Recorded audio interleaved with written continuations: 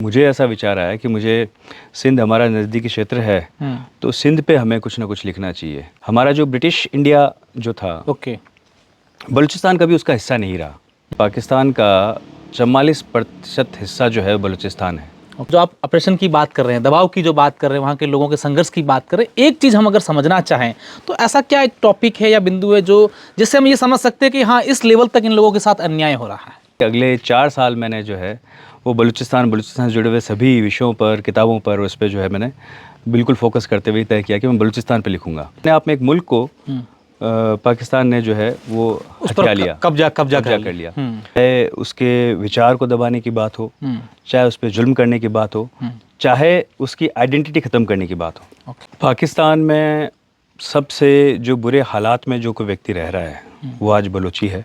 बलोची अपना एक कदम रखता है तो उसका एक कदम जो है वो 43 करोड़ का है। पाकिस्तान पर लिख रहे थे कि भी चलो मैं सिंध को लेकर कुछ लिखूं या बलूचिस्तान को कुछ लिखूं, तो फिर आपके इंटरेस्ट यूँ बलूचिस्तान आ गया कि भी ये चीज़ें आपने वहाँ की पढ़ी या लोगों से समझी, उसके बाद से अचानक से इंटरेस्ट आ गया इस पर हमें काम करना। हमारी हिंदुस्तान की जो ग्लोबल प्रेजेंस है उसके लिहाज से भी ये गलत बात होगी कि हम लोग हमारे पड़ोस में इस तरह से इतना बड़ा अत्याचार हो रहा है और उस पर हम लोग नहीं सोचें। और ख़ास तौर पे जहाँ आप और मैं बैठे हैं, अगर ये तारबंदी नहीं होती तो अपने सबसे नज़दीकी पड़ोसी यही होते हैं। मैं ये मानता हूँ कि मेरी मेहनत कहीं ना कहीं सफल हुई है कि मैं इस मुद्दे को जो है एक वैश्विक पहचान दे पाया हूँ और एक वैश्विक पटल पर रख पाया हूँ। सबसे बड़ी संतुष्टि मेरे को इस किताब से और इस जो ये इवेंट होने वाला है इससे सबसे बड़ी संतुष्टि जो मुझे ये है।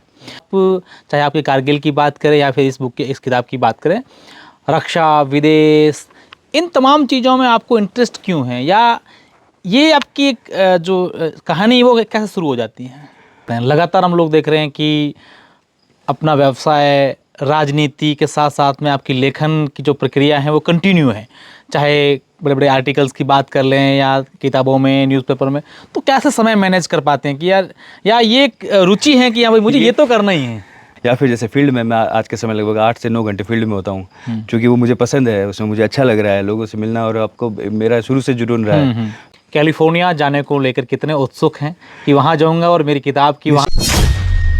दोस्तों नमस्कार, आइए आज एक ऐसी शख्सियत से मुलाकात करवाते हैं जिन्होंने राजनीति, समाज सेवा के कार्य और व्यवसाय में ही नहीं बल्कि लेखन की दुनिया में अपनी एक अमिट छाप छोड़ी है। हाल ही में इनके द्वारा लिखी गई एक किताब को वैश्विक स्तर पर मंच मिला है। जी हाँ, मैं बात कर रहा हूं आज़ाद सिंह राठौड़ की। युवा नेता, लेखक, उद्यमी जो हमेशा से ही अलग अलग विचार अपने प्रकट करते हैं, चाहे किताबों के माध्यम से हो या फिर राजनीतिक या सामाजिक मंचों पर। आज हम उनके निवास स्थान पर हैं। इनके द्वारा हाल ही में लिखी गई एक पुस्तक बलूचिस्तान पर लिखी गई है। उस पुस्तक के बारे में विस्तृत जानकारी लेंगे इनसे, इनकी यात्रा, क्योंकि ये आगामी आने वाले कुछ दिनों में यूके के कैलिफोर्निया में जाएंगे। संभवतः प्रदेश के पहले कोई ऐसे नेता हैं जो कैलिफोर्निया के एक बुक फेस्टिवल में वहाँ जाकर के जो पाठक हैं, अन्य लेखक हैं, उनके साथ मिलेंगे, उनसे पूरी इस किताब और अन्य किताबों के बारे में भी चर्चा करेंगे। आइए जानते हैं आज़ाद सिंह से इस यात्रा के बारे में, अपनी किताब के बारे में और तमाम बातों को लेकर। आज़ाद सिंह जी, आपका बहुत बहुत स्वागत, साथ ही आपको बधाई देते हैं आपके अमेरिका की यात्रा की। आप सभी का स्वागत, आपके सभी क्रू मेंबर्स का स्वागत। और मुझे बहुत अच्छा लग रहा है कि मैं आज आप सब लोगों को होस्ट कर रहा हूँ। मेरे लिए ये भी एक बड़ी प्रसन्नता की बात है। आज़ाद साहब, बलूचिस्तान जो आपकी किताब है, हालांकि एक लंबा उसका नाम लिखा है आपने, और द हाइट्स ऑफ ऑपरेशन, उस किताब के अंदर आपने बलूचिस्तान के लोगों के सांस्कृतिक चीज़ों को लेकर के, वहाँ के रहन सहन की बातों को लेकर के, या फिर उनको जो एक किस तरीके से संघर्ष करना पड़ रहा है, इन तमाम बातों को लेकर के प्रकाश डाला है। सबसे पहले तो हम इस किताब के बारे में जानना चाहेंगे और हम चाहेंगे कि हमारे जो दर्शक हैं उनको इस लैंग्वेज में बिना टेक्निकल वर्ड्स यूज़ किए समझाए, ताकि समझ में आए कि असल में वो चीज़ क्या है। इसकी शुरुआत जो है वो लगभग आज से 7-8 साल पहले होती है।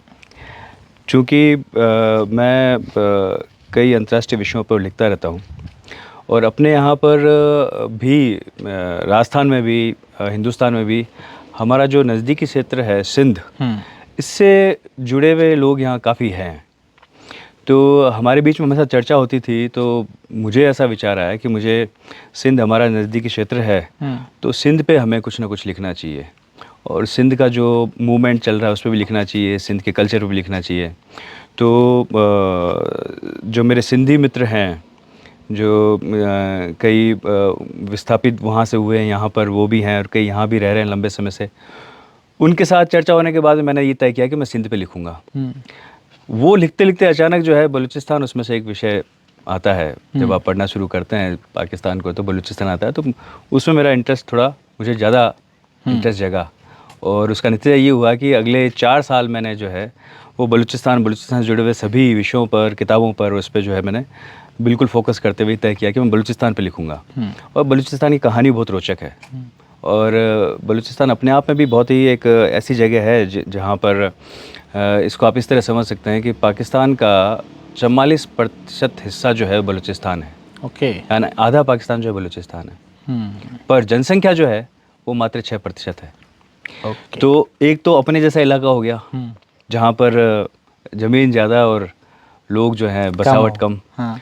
फिर दूसरा उनका जो संघर्ष है वो बहुत ही ज़्यादा जिसे कहा जाए कि इतना संघर्षशील जीवन रहा है बहुत लंबे समय से, जिन चीज़ों की वो मांग कर रहे हैं वो भी बहुत ही ऐसी जायज़ चीज़ें हैं जिन पर उन्हें जो है कुछ ना कुछ उनके साथ न्याय होना चाहिए।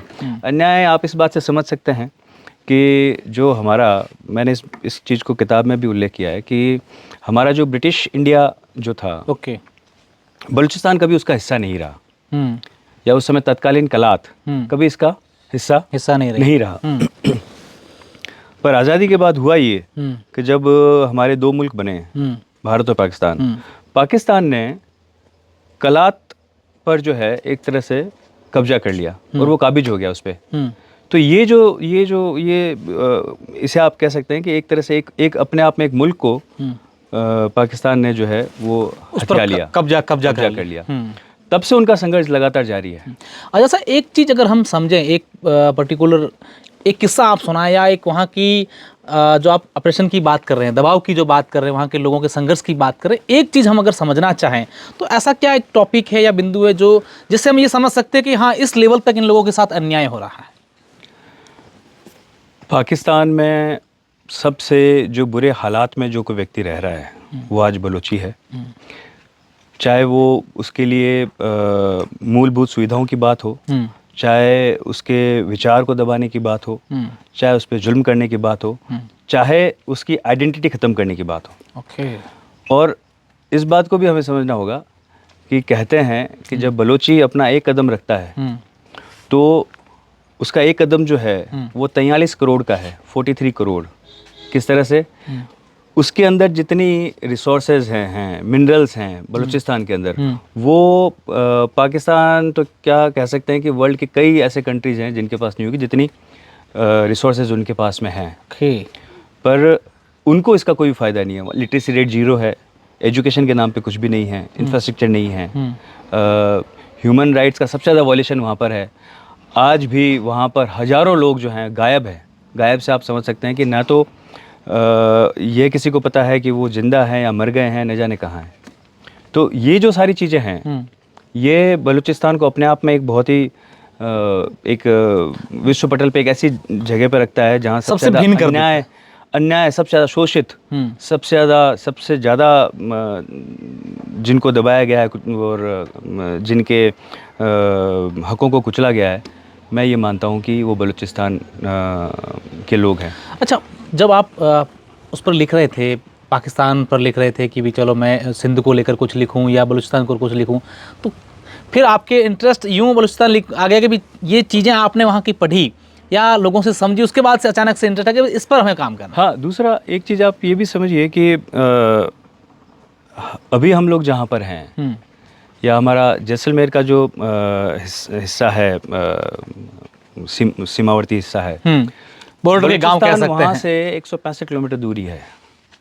हमारे सबसे नज़दीकी पड़ोसियों में से एक है बलूचिस्तान देखा जाए तो, या पुराना जो ऐतिहासिक जो कलात क्षेत्र रहा है। और जब हम लोग पूरे विश्व की बात करते हैं और पूरे विश्व में जब हम लोग इस तरह की बात करते हैं, ह्यूमन राइट्स की बात करते हैं, तो हमारे पड़ोस में ऐसा कुछ हो रहा है और उस पर अगर हम लोग नहीं देखें, सोचें या चिंतन करें तो ये हमारे लिए एक हमारी हिंदुस्तान की जो ग्लोबल प्रेजेंस है उसके लिहाज से भी ये गलत बात होगी कि हम लोग हमारे पड़ोस में इस तरह से इतना बड़ा अत्याचार हो रहा है और उस पर हम लोग नहीं सोचें। और ख़ास तौर पे जहाँ आप और मैं बैठे हैं, अगर ये तारबंदी नहीं होती तो अपने सबसे नज़दीकी पड़ोसी यही होते हैं। आप ये देखिए कि जयपुर हमसे दूर होता है और बलूचिस्तान हमारे जोधपुर भी इवन दूर होता है। भी दूर होता है। तो इसीलिए बलूचिस्तान के जो लोग हैं उनके लिए हमें आवाज़ उठानी चाहिए, ऐसा मेरा मानना है। और फिर ये जो लगातार इसके बारे में जो रिसर्च किया मैंने, ये किताब मैं इसकी जो बिब्लियोग्राफी है लगभग 50 बुक्स की हैं, 200 आर्टिकल्स हैं, कुछ इंटरव्यूज़ भी हैं। तो 4-5 साल की मेहनत से जो ये किताब तैयार हुई है और मुझे इस बात का बड़ा सुकून है, मैं बहुत इस पे संतुष्ट हूँ कि 2022 में ये यूरोप में बेस्ट सेलर रही, क्योंकि उसका कारण ये भी रहा कि वहाँ बलोची बहुत ज़्यादा रह रहे हैं। बलूचिस्तान के बारे में कहा जाता है कि जितने बलोची बलूचिस्तान में हैं उससे ज़्यादा बलोची जो हैं वो बलूचिस्तान से बाहर हैं। तो वो रही। उसके बाद में अब जो इस बार LA टाइम्स बुक फेयर जो हो रहा है southern California university Los Angeles में, इस बार ये इनका 30वां ये इवेंट है लगातार। हाँ। 30 साल हो गए इस बार इन्हें। तो वहाँ पर भी हमारे पब्लिशर ने भी काफ़ी मेहनत की इस बारे में और इस बुक को वहाँ प्रदर्शित भी किया जाएगा। फिर 1 घंटे का जो एक बुक साइनिंग इवेंट होता है, जो एक ऑथर के लिए सम्मान की बात होती है, वो होगा। उसके बाद में क्वेश्चन आंसर्स और जो बुक डिस्कशन होगा। तो मैं ये मानता हूँ कि मेरी मेहनत कहीं ना कहीं सफल हुई है कि मैं इस मुद्दे को जो है एक वैश्विक पहचान दे पाया हूँ और एक वैश्विक पटल पर रख पाया हूँ। सबसे बड़ी संतुष्टि मेरे को इस किताब से और इस जो ये इवेंट होने वाला है इससे सबसे बड़ी संतुष्टि जो मुझे ये है। जैसा हमारे दर्शकों की याद थोड़ी सी ताज़ा कर लें, इस किताब को आप जैसा बताया कि मुझे 3-4 साल का ये रखा, तो कब आपने पहली बार लॉन्च किया था और उसके बाद क्या अलग अलग कंट्री से या अलग अलग जो लेखक हैं उनसे या पाठकों से प्रतिक्रियाएं मिली और कई बार आपको लगा कि यार मैंने बड़ा अच्छा काम किया है या ऐसा कुछ बदलाव आया हो? इसको मतलब मुझे इसको मानने में कोई भी गुरेज नहीं है कि कारगिल जो है मेरी पहली पुस्तक जो थी उसमें लेखनी की दृष्टि से, फैक्ट्स की दृष्टि से तो नहीं, लेखनी की दृष्टि से, एडिटिंग की दृष्टि से उसमें काफ़ी सारी कमियां रही। मैं भी पहली बार लिख रहा था तो उसमें काफ़ी सारी मुझे ऐसे कमियां रही जो मैं आज भी सोचता हूं कि मुझे और बेहतर तरीके से मैं कर सकता था। तो बलूचिस्तान में आपको एक बुक का एक्सपीरियंस होने के बाद में एक तो बलूचिस्तान को निश्चित तौर पे ये मानता हूं कि बलूचिस्तान पे लिखी हुई कुछ अच्छी किताबों में से एक पुस्तक मेरी है ये। मैं इसको बड़े कॉन्फिडेंस के साथ कह सकता हूँ। जैसे मैं कारगिल को लेकर कभी भी नहीं कह पाता कि ये कारगिल पे लिखी हुई सबसे बेहतरीन किताबों में से है, ऐसा मुझे खुद को भी नहीं लगता। और उसके पीछे बहुत सारे कारण भी हैं, दूसरे भी कारण हैं, क्योंकि कई हमारे फौज के वरिष्ठतम अधिकारियों ने उस पर लिखे, तो निश्चित रूप से वो कारगिल को ज़्यादा बेहतर बता सकते हैं मेरी बजाय वो किसी और की भी। पर बलूचिस्तान पे जो मेरा ऐसा मानना है कि तिलक देवाशर जी और नसीर दस्ती जी के बाद अगर कोई अच्छी किताब लिखी हुई होगी तो निश्चित रूप से ये बलूचिस्तान जो है उन किताबों में शुमार हो ही जाएगी। और 2000 जैसे मैंने बताया 2016 से मैं 2016 में मैंने कारगिल जो है कंप्लीट कर दी थी, 17 में रिलीज़ हो गई थी। तो उसके बाद से मैंने जब दोबारा पढ़ना आप शुरू करते हैं, क्योंकि इस तरह की लेखनी में आपको पढ़ना खूब सारा पड़ता है, तो उस समय मैंने पहले सिंध और फिर बाद में बलूचिस्तान को पढ़ना शुरू किया। तो 4 साल लगातार पढ़ने के बाद में 2021 में मेरी मैन्युस्क्रिप्ट इसकी जो है वो तैयार हो गई थी। 2022 में से रिलीज़ करने के बाद जो सबसे जिसे कहा जाए कि मेरे लिए एक जिसको आप उम्मीद नहीं करते हैं और आपकी उम्मीद के इतर कोई चीज़ हो जाती है। मैंने कभी ऐसा नहीं सोचा था कि जर्मनी में, यूके में, इवन गल्फ में और इवन कई क्योंकि आपके पास पोर्टल होता है, आपको मालूम होता है कि आपकी बुक्स कहाँ सेल हो रही हैं। पब्लिशर हमें एक्सेस देता है कि कहाँ सेल हो रही हैं। न्यूजीलैंड में, ऑस्ट्रेलिया में, सब जगह ये 2022 में ये सब जगह परचेज हुई। इवन जर्मनी में तो इस पर इवेंट भी हुआ था उस समय, बिकॉज ऑफ कोविड उन्होंने मुझे इनवाइट भी किया था, मैं जा नहीं पाया था, पर उन्होंने वो वर्चुअली जो है वहाँ पर फिर वो प्रोग्राम कनेक्ट हुए थे। कनेक्ट करके वो प्रोग्राम रखवाया था, जो कि पर्टिकुलर इस बलूचिस्तान बुक के लिए था।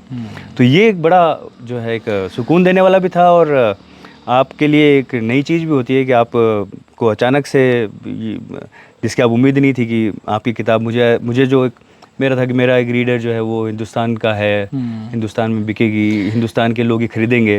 ये नहीं सोचा था कि वर्ल्ड में इस तरह से सराहा जाएगा। सराहा जाएगा। क्या चुनौतियां आपके सामने आई जब आप बलूचिस्तान पर ये पुस्तक लिख रहे थे? क्योंकि सिर्फ किताबों के अलावा भी कई सारी चीज़ें उसमें लगती हैं। कारगिल पे लिखने के बाद मैं पाकिस्तान नहीं जा पा रहा था या जा पाऊंगा शायद, इसका सबसे बड़ी चुनौती तो ये थी। हाँ।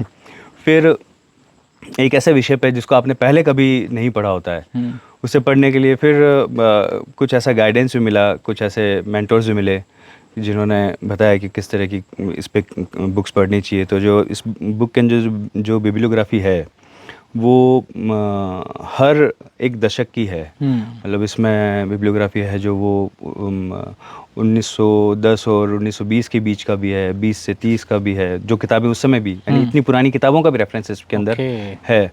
और उसके बाद में 1950 के बाद में तो बलूचिस्तान बहुत सारी किताबें लिखी हुई हैं। कुछ पुराने बलोच गजेट जो हैं वो मिलना बड़ा कलात, पहले ही कलात था। ये ठीक वैसे ही है जैसे मारवाड़ और जोधपुर। कलात तो हो गया मारवाड़, और जोधपुर अभी सॉरी कलात तो हो गया जोधपुर, और बलूचिस्तान हो गया मारवाड़। तो कलात के जो गजेट हैं वो मिलना थोड़े से मुश्किल थे, वो मिले भी नहीं थे, और उनको फिर बड़ी मुश्किल से ढूंढा। और कई मरतबे जब आप लगातार कोशिश करते हैं तो आपको कुछ ना कुछ चीज़ें मिल जाती हैं। यार मोहम्मद यार खान जो लास्ट कलात के जो नवाब थे, खान थे, उनकी ऑटोबायोग्राफी उन्हीं की साइन की हुई मुझे कहीं eBay में मिल गई। जो कि उन्होंने खुद ने साइन की हुई थी। और उन्होंने अपने किसी मित्र को दिया होगा, और वो हो सकता है उसके बाद में उसके परिवारजनों ने वो लाइब्रेरी को eBay पे कहीं पे डाल दिया होगा। तो ऐसी भी कई रोचक घटनाएं घटित हुई। और एक जो मेरा ऐसा मानना है जिससे जितने भी राइटर्स हैं इससे वो भी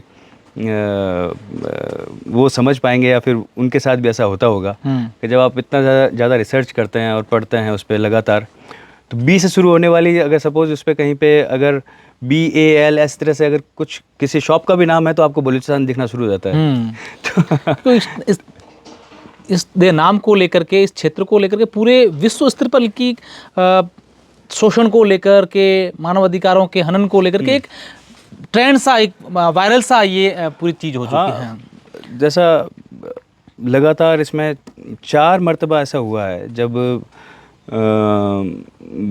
बलूचिस्तान को लेकर जो स्ट्रगल मूवमेंट है वो अपने पीक पे पहुंचा। सबसे अंतिम कह सकते हैं 2007 में जब ये अपने चरम पे था। तो लगातार इस तरह से हर एक 1.5 दशक में इस तरह से लगातार जो है बलूचिस्तान रेसिस्टेंट मूवमेंट जो है वो अपने चरम पर और पीक पर पहुंचता रहा। तो इस कारण से वैश्विक पटल पे हमेशा बलूचिस्तान नज़र में रहा है। पर दिक्कत ये है कि चाहे वो UNHRC हो या फिर UN ह्यूमन राइट्स काउंसिलर हो या फिर human rights for the refugees हो, दोनों ही बलूचिस्तान को लेके इतना ज़्यादा काम नहीं कर पाए। उसके कई दूसरे कारण भी हैं, कई देशों के इन्वॉल्वमेंट भी एक बड़ा रीज़न है। और ऐसी घटनाओं से कभी भी बलूची को अभी तक न्याय मिला नहीं बलूच को न्याय नहीं मिला है। और उस न्याय की उम्मीद में वो अभी भी है। न्याय की उम्मीद में। अच्छा अजय साहब, एक और सवाल मेरे मन में बार बार आ रहा है कि आप चाहे आपके कारगिल की बात करें या फिर इस किताब की बात करें, रक्षा, विदेश, इन तमाम चीज़ों में आपको इंटरेस्ट क्यों है, या ये आपकी एक जो कहानी वो कैसे शुरू हो जाती है? बेसिकली तो मैं कोई एकेडमिक बैकग्राउंड से नहीं हूँ, या फिर ऐसा कोई एक रिसर्च कभी फेलो रहा हूँ, इस तरह से तो नहीं है। पर आपको जब पढ़ने का और थोड़ा सा शौक़ होता है और आप ऐसे कुछ लोगों से लगातार संपर्क में रहते हैं, टच में रहते हैं, जिनका भी इसी तरह का पढ़ना लिखने का शौक़ होता है, तो आपका धीरे धीरे एक टेस्ट डेवलप हो जाता है। आप उसी तरह से उन्हीं चीज़ों को ज़्यादा पढ़ते हैं। और ये जो नॉन फिक्शन जो राइटिंग है, ये सारा जो खेल है वो पढ़ने का है। वैसे अब जितना ज़्यादा पढ़ेंगे उतना ही ज़्यादा आप लिख पाएंगे। तो आज जो भी आप आर्टिकल्स देखते हैं, चाहे वो टाइम्स ऑफ इंडिया में हो, इंडियन एक्सप्रेस में हो, जहाँ कहीं भी, हिंदी में भी, तो वो उनके पीछे वही सारी पढ़ाई ही है। अगर आप लगातार पढ़ेंगे तो निश्चित तौर पे आप इन विषयों पे लिख सकते हैं। लगातार हम लोग देख रहे हैं कि अपना व्यवसाय राजनीति के साथ साथ में आपकी लेखन की जो प्रक्रिया है वो कंटिन्यू है, चाहे बड़े बड़े आर्टिकल्स की बात कर लें या किताबों में, न्यूज़पेपर में, तो कैसे समय मैनेज कर पाते हैं कि यार ये एक रुचि है कि हाँ भाई मुझे ये तो करना ही है? समय का जो अरेंजमेंट है या मैनेजमेंट है, मैं हमेशा से फिटनेस वो वर्कआउट में हमेशा से रहा हूँ। हाँ। पिछले 6 महीने से मैं सिर्फ आधे घंटे की फिटनेस के लिए मेरे पास जो है वक्त नहीं है। और मैं वक्त नहीं ढूंढ पा रहा हूँ। और अगर मैं चाहूँ तो आधा घंटा वो निकल भी सकता है, पर चूंकि अभी मेरा दिल नहीं है, दिमाग नहीं है उसमें, इसीलिए नहीं हो पा रहा है। तो हम लोग जिसमें हमारा दिल और दिमाग होता है उसके लिए समय निकालना कोई बड़ी बात नहीं है, वो अपने आप निकल ही जाता है। और जो आपको नहीं करना होता है, आपका जिसमें मन नहीं होता है, उसके लिए मन के अंदर बहाने ढूंढ लेते हैं कि हाँ चलो। तो पिछले मैंने बताया कि पिछले 6 महीने से जो मैं आधे घंटा निकालने की कोशिश कर पा रहा हूँ, पर नहीं कर पा रहा हूँ। और इसके इतर ऐसे कई दूसरी चीज़ें हैं जिनमें आप लगातार समय देते हैं। मान लीजिए पढ़ने की बात भी, तो भी आप उसमें समय देते हैं। या फिर जैसे फील्ड में मैं आज के समय लगभग 8 से 9 घंटे फील्ड में होता हूँ, क्योंकि वो मुझे पसंद है, उसमें मुझे अच्छा लग रहा है लोगों से मिलना, और आपको मेरा शुरू से जुनून रहा है तो वो अच्छा लग रहा है। तो उसमें 8 घंटे की बजाय 12 घंटे भी रह सकता हूँ। अभी आपका इंटरव्यू खत्म होने के बाद 10 बजे एक कोई फंक्शन है, उसमें जाऊँगा ही। तो गजब कमाल की बात है। अब आखिरी मेरा सवाल है, कैलिफोर्निया जाने को लेकर कितने उत्सुक हैं कि वहाँ जाऊँगा और मेरी किताब की वहाँ? निश्चित तौर पे अगर मैं कई फॉरेन कंट्रीज़ में पहले भी जा ही चुका हूँ, ऐसा नहीं है, पर निश्चित तौर पे अभी जो मेरा एक्साइटमेंट लेवल है, इसमें कोई दो राय नहीं है कि वो अपने पीक पर है। नॉट बिकॉज ऑफ कि भाई मैं जो है एक किसी दूसरी कंट्री में, फॉरेन कंट्री में जा रहा हूँ, बट इसीलिए कि ये जो बाड़मेर से कैलिफोर्निया जो है, यूके तक का सफ़र, यूएस का जो कैलिफोर्निया जो है वो बाड़मेर से बहुत दूर है। और किसी बड़े शहर से भी वहाँ उस बुक फेयर तक पहुँचने के लिए लेखकों को बहुत साल लगते हैं, बहुत मेहनत लगती है। जैसा हमने, और मैं यहाँ बाड़मेर से जा रहा हूँ, तो आप ये बात मान के चलिए कि एक तरह से मैं पैदल ही पहुँचूँगा वहाँ पर। बहुत निश्चित तौर पर आपने बिल्कुल सही कही है, क्योंकि हमने इस आपकी किताब और इस यात्रा को लेकर जब हमने स्टडी किया, तो संभवतः आप राजस्थान के पहले नेता हैं जो कैलिफोर्निया में जाकर के अपनी किताब को लेकर के, और ऐसे तो और भी कई हो सकते हैं। जसवंत सिंह जी को तो विश्व का ऐसा कोई कोना नहीं है जहाँ जसवंत सिंह जी और जसवंत सिंह जी किताबों का अप्रिशिएट नहीं किया गया है, या उन्हें जाना पहचाना नहीं गया है, या उनकी किताबों की बात नहीं होती है। ऐसा तो नहीं है, पर हाँ कि अभी जो कंटेम्प्रेरी जो मेरी उम्र के हैं उसमें आप कह सकते हैं कि हाँ, कि अभी इस तरह से यूथ लीडर्स में ये थोड़ी सी, हाँ कह सकते हैं। मतलब इसके लिए कोई अभी तक ऐसा कुछ जानकारी में तो नहीं है, पूरा तो कह सकते हैं। अच्छा, हमारे दर्शकों को और आज के यूथ को क्या मैसेज है आपका इस किताब के लिए भी, या किताबों के, या फिर इस लेखन जो धीरे धीरे छूटता कहीं ना कहीं जा रहा है, या रुचि बढ़ाने के लिए क्या क्या मैसेज आपकी ओर से? हमें लगातार पढ़ते रहना चाहिए। पढ़ते रहने का मतलब क्लासेस नहीं है, 8, 7, 8, 9, 10th, 11th, 12th, first year, second year, final, PG, उसके इतर मैं बात कर रहा हूँ कि हमें लगातार पढ़ते रहना ही चाहिए। और हम लोग जब तक पढ़ते रहेंगे तब तक, जैसा कहा जाता है कि एजुकेटेड होना और लर्नेड होना 2 अलग अलग चीज़ें हैं। तो एजुकेटेड होने के साथ साथ हमें लर्नेड होना जो है वो भी बहुत ज़्यादा जरूरी है। और लर्निंग प्रोसेस जो है वो लगातार आपका चलता रहना चाहिए, और आपके उम्र के हर पड़ाव में आपको कुछ ना कुछ सीखना चाहिए। अगर आप उम्र के, चाहे 40 साल की उम्र में अगर आप कुछ नहीं सीख पा रहे हैं तो इसका मतलब कहीं ना कहीं गलत है, आपको सीखना चाहिए। 50 साल की उम्र में अगर आप कुछ नहीं सीख रहे हैं तो भी, और वो सीखेंगे आप कब, जब आप